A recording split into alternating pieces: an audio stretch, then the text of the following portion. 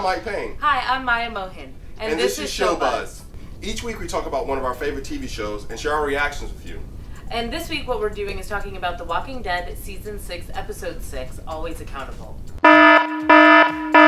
It's really cool because this week we got to see Darryl, Sasha, and Abraham again.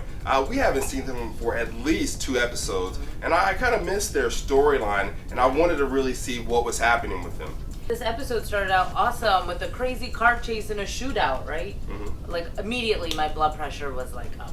We don't really know who that group is. They're kind of mysterious. They don't seem like they're the wolves because they have guns, but we do know that at least one of them's name is Wayne. Yeah, and they're also experienced enough where they know that if you get bit by a zombie, if you amputate just above the bite, you'll be in good shape. We meet 3 new characters this week on the episode: Dwight, Tina, and Sherry. We don't know really anything about them. I, at first, did not like them, and then I did like them in the middle, and then I went back to not liking them at the end. That's kind of their story arc. They were kind of like up and down, up and down. Do you think we'll see them again? Well, I know we won't see Tina again, that's for sure. But I definitely think we'll see Dwight and Sherry. Yeah. You remember what Darryl said? He's like, you're going to be sorry for what you did at the end.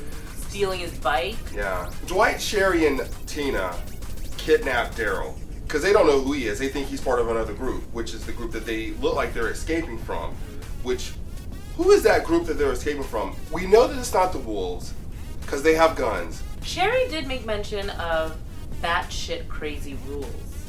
And didn't Negan's group have batshit crazy rules? Negan's known for having a bat named Lucille. So I don't know if that was a lead into that. To the bat? To the bat, perhaps. I don't know. Well, y'all just go ahead and get the Negan. You've been teasing it for like 2 seasons now.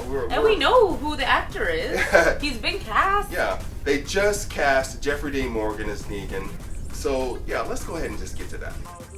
Just a matter of time, I suppose. Jeffrey Dean Morgan was in Watchmen as the comedian, and he basically played a bad guy in that movie. So I can see him pulling this role off. I'm really excited to see him in this role. I cannot picture him in this role after the romantic comedies he's done. I want a home. I want a real home with you.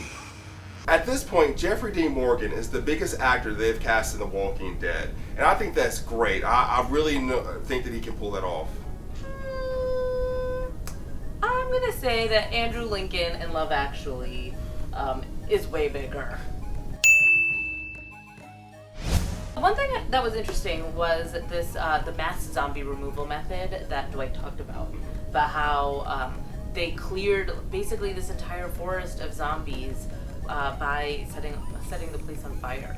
And I wonder if that's going to be something that is a technique that they'll adopt for these enormous, huge hordes that are just now appearing everywhere. When Rick first ran on the giant horde in the quarry, I felt that that's what they should have done. Instead of trying to lead them out, they should have burned all those zombies.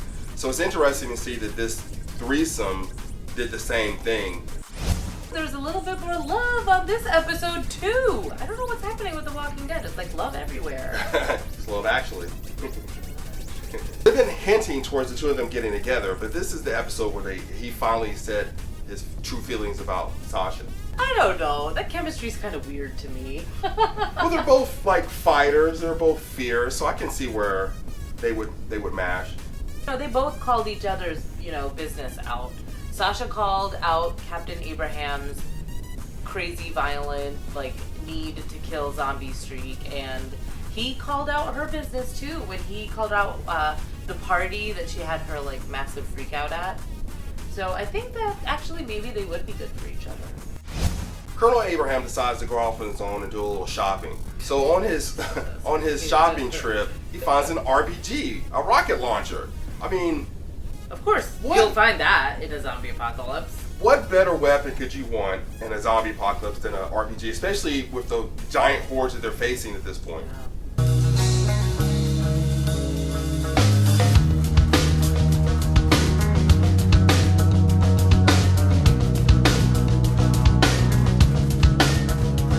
Okay, so he finds these RPGs in this box of cigars and he's all in Happy Town. But I gotta say that scene of him eyeing the zombie that had the rocket launcher on his back was so fake looking. I mean, come on. They must have filmed that on a Tuesday and called him back on a Thursday to refilm that shot because it did look pretty bad. Or they did it in a studio somewhere. I don't know. But yeah, that's a little production note that we caught on. But Sorry. It's no biggie. We still love the show. I felt bad for Darryl because Rick had already said, you know, hey, you shouldn't go out and try to recruit anybody else and bring them back into Alexandria. And he's still really trying to do that because Darryl's trying to do the right thing. Darryl's trying to live this normal life in this crazy zombie apocalypse, but it's just, he can't do it. I don't understand why they distrusted him so quickly after I feel like they had made some progress in building at least some kind of a relationship. There was some trust that they were building between each other. And Darryl told them that there's a place where they can find similar, like-minded people. And it just sort of bothers me that people are so quick to distrust each other. Every single time he puts his trust out there, it just keeps getting broken. Dwight, Tina, and Sherry, they want to go looking for Patty, and they run upon this.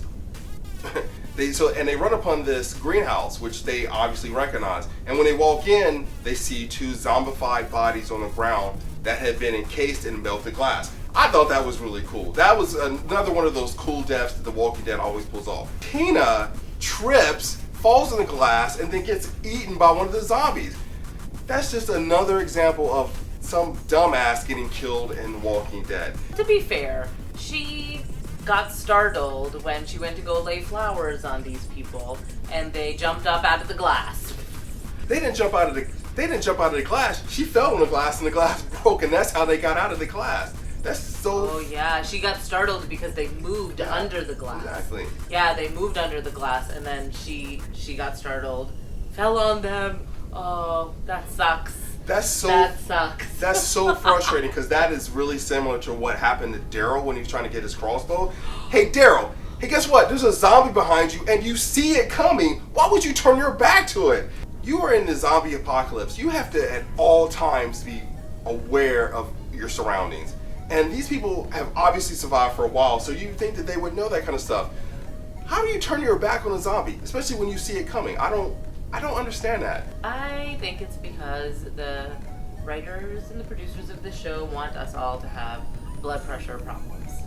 Because that's all that was. It was me on the edge of my seat being like, turn around, turn around! For all the drama that happened on this episode, I loved the end. I loved that Darryl found that truck, that Captain Abraham found his little officer outfit, and that Darryl rescued them. And Sasha was right. Sasha was like, you know, a tracker will find us. We're just gonna stay put, and a tracker will track us down. As they're driving down the road, they hear help on the walkie-talkie. I say it's Rick. I say Glenn or Nicholas. Now, it's definitely not Rick. The Walking Dead is really good about throwing these Easter eggs at us. It makes sense that it's Glenn. Is Glenn still alive? This could be the first clue to his survival. So that's our show for this week. Let us know what you think. Don't forget to leave a comment down below. And remember to subscribe to this channel so you can get notified every time we post a new video. See you next week.